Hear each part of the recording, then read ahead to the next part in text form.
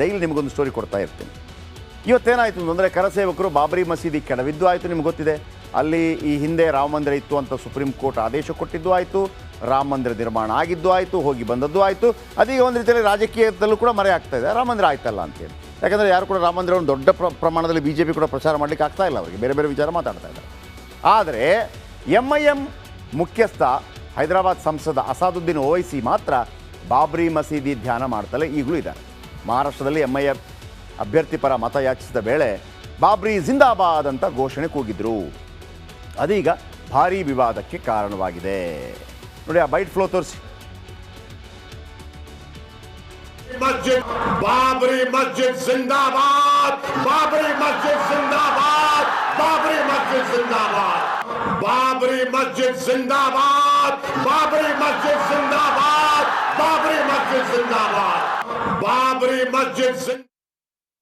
जितने भी यहाँ पे ज्यादती होते आ रहे हैं हैदराबाद लोकसभा पार्लियामेंट में, आज तक एक भी प्रॉब्लम के ऊपर 40 सालों से जीते हुए असदुद्दीन या अकबरुद्दीन दोनों के दोनों आज तक एक भी मसला को हल नहीं कर पाए. हम सबको मालूम है इधर कितने घरों में मुसलमान लड़कियों का शादी बार बार यहाँ पर गरीबी के वजह से हो रही है, या शादी होकर इन लड़कियों को दूसरे देश लेके चले जाते हैं. वहां जाने के बाद इनकी क्या हालत.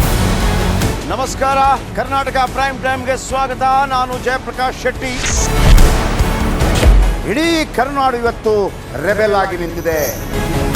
ಈ ಹಗರಣಗಳನ್ನು ಸದನದಲ್ಲಿ ಪ್ರಸ್ತಾಪ ಮಾಡಲು ಕೂಡ ಕಾಂಗ್ರೆಸ್ ಹಿಂದೇಟು ಹಾಕಿದ್ದೇಕೆ?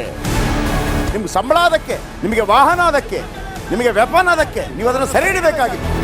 ನೀವು ವಿದ್ಯುತ್ ಬರ ಇದೆ ಅಂತ ಹೇಳ್ತಾ ಇದ್ದೀರಿ, ಎಲ್ಲಿ ಬರ ಇದೆ ನೀವು ಹೇಳಬೇಕು.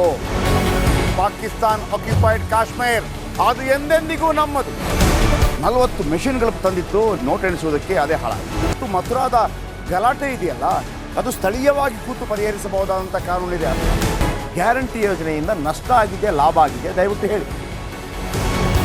Dawood Ibrahim most wanted criminal ಯಾವಾಗಾದ ಅಂದರೆ ಇಲ್ಲಿ ತನಕ ಭಾರತ ದೇಶದಲ್ಲಿ ಓರ್ವ ದಲಿತ ಪ್ರಧಾನಿಯಾದಂಥ ಇತಿಹಾಸವೇ ಇಲ್ಲ. ರಿಪಬ್ಲಿಕ್ ವರ್ಲ್ಡ್ ಆಪ್ ಇದು ಕೇವಲ ಅಪ್ಲಿಕೇಶನ್ ಅಲ್ಲ, ಸಮಗ್ರ ಸುದ್ದಿಗಳ ಸಂಪರ್ಕ ಮಾರ್ಗಕ್ಕೆ ಕ್ರಾಂತಿಕಾರಿ ಬದಲಾವಣೆ.